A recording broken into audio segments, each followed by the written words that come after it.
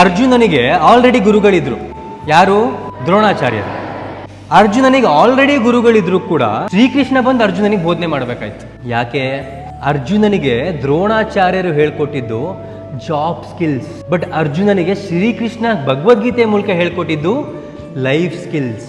ಒಂದು ಜಾಬ್ ತಗೊಳಕ್ಕೆ ಏನ್ ಬೇಕು ಅದಷ್ಟೇ ಕಲಿಸ್ತಾರೆ ಸ್ಕೂಲಲ್ಲಿ ಇವತ್ತು ಇರುವಂತ ಎಜುಕೇಶನ್ ಸಿಸ್ಟಮ್ ಅಲ್ಲಿ. ಬಟ್ ನೀವು ಜೀವನದಲ್ಲಿ ಹೇಗಿರ್ಬೇಕು ಅಂತ ಯಾರು ಕಲಿಸೋರು? ಅದನ್ನ ಕಲಿಸೋದಕ್ಕೆ ನಿಮ್ ಜೊತೆ ಒಬ್ಬ ಭಗವದ್ಗೀತೆ ರೀತಿ ಒಬ್ಬ ಸ್ನೇಹಿತನಿರ್ಬೇಕು. ಈಗ ಏನೇ ಡೌಟ್ ಇರಲಿ ಜೀವನದಲ್ಲಿ, ಕೋಪ ಬರಲಿ, ಒಂದು ಭಯ ಆಗಲಿ, ಕನ್ಫ್ಯೂಷನ್ ಆಗಲಿ, ಎಲ್ಲದಕ್ಕೂ ಕೂಡ ಭಗವದ್ಗೀತೆನಲ್ಲಿ ಉತ್ತರ ಇದೆ. ಕೃಷ್ಣವಾಣಿ ಅನ್ನುವಂಥ ಒಂದು ಭಗವದ್ಗೀತೆಯ ಜಾಡಿಯನ್ನು ಕೊಟ್ಟೋಗ್ತೀವಿ.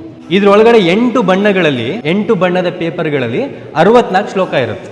ಆ 8 ಬಣ್ಣವೂ ಕೂಡ ನಿಮ್ಮ ಒಂದೊಂದು ಭಾವನೆಯನ್ನು ಸೂಚಿಸುತ್ತೆ. ಭಾವನೆ ಅಂದರೆ ಇವಾಗ ಖುಷಿ, ದುಃಖ, ಆಲಸ್ಯ, ಭಯ ಇದನ್ನ ಸೂಚಿಸುತ್ತೆ. ಸೊ ಇನ್ ಕೇಸ್ ಯಾರಿಗೋ ಡಿಪ್ರೆಷನ್ ಫೀಲ್ ಆಯಿತು ಅಥವಾ ಯಾರಿಗೋ ಕೋಪ ಬಂತು, ನಾನು ಏನು ಮಾಡಬೇಕು ಗೊತ್ತಾಗ್ತಿಲ್ಲ ಅಂದಾಗ ಇದರಲ್ಲಿರುವಂತಹ ಕೆಂಪು ಬಣ್ಣದ ಯಾವುದಾದ್ರೂ ಒಂದು ಚೀಟಿನ ನೀವು ತೆಗೆದ್ರೆ ಅದರಲ್ಲಿ ಭಗವದ್ಗೀತೆಯಲ್ಲಿ ಶ್ರೀಕೃಷ್ಣ ಕೋಪದ ಕುರಿತಾಗಿ ಏನು ಹೇಳಿದ್ದಾರೆ, ಕೋಪವನ್ನು ಯಾವ ರೀತಿ ಕಂಟ್ರೋಲ್ ಮಾಡ್ಕೋಬೇಕು ಅಂತ ಹೇಳಿದ್ದಾರೆ, ಅದರ ಒಂದು ಶ್ಲೋಕ ಮತ್ತು ಅದರ ಒಂದು ಸಾರಾಂಶ ಎರಡೂ ಕೂಡ ಇದರಲ್ಲಿರುತ್ತೆ. ಸೊ ಇದಕ್ಕಿಂತ ಒಳ್ಳೆ ಒಬ್ಬ ಸ್ನೇಹಿತ ನಿಮ್ಮ ಜೀವನದಲ್ಲಿ ಇರೋಕ್ಕೆ ಸಾಧ್ಯನೇ ಇಲ್ಲ. ಸೊ ಇದನ್ನು ಉಪಯೋಗಿಸ್ಕೊಳ್ಳಿ. ಇದರಿಂದ ನಿಮಗೂ ಕೂಡ ಉಪಯೋಗ ಆಗಲಿ. ಪ್ಲಸ್ ಒಂದು ಭಗವದ್ಗೀತೆಯ ಕಿರು ಪುಸ್ತಕವನ್ನು ಕೂಡ ಕೊಟ್ಟಿರ್ತೀನಿ.